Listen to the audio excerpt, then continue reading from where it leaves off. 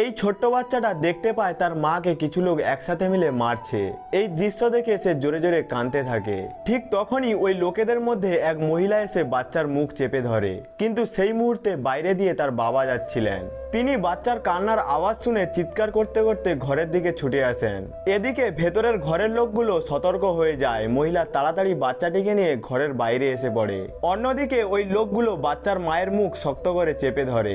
বাচ্চা কাঁদতে কাঁদতে ভেতরে কি হচ্ছে বলতে থাকে, কিন্তু মহিলা তাকে পাশ কাটিয়ে বলে মেম সাহেব তো ভেতরে গোসল করতে গেছেন।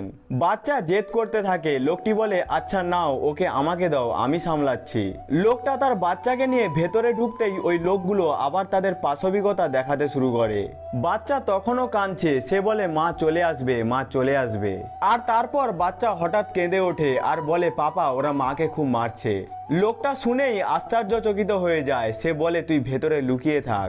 এদিকে এক মহিলা তার মাকে জোরে ধাক্কা দেয়। সে সোজা গিয়ে দেয়ালে ধাক্কা খায় আর তার মাথায় আঘাত লাগে। তারপর ওই নিষ্ঠুর মহিলাগুলো বাইরে বেরোতেই দেখে ওই লোকটা তাদের সামনে দাঁড়িয়ে আছে।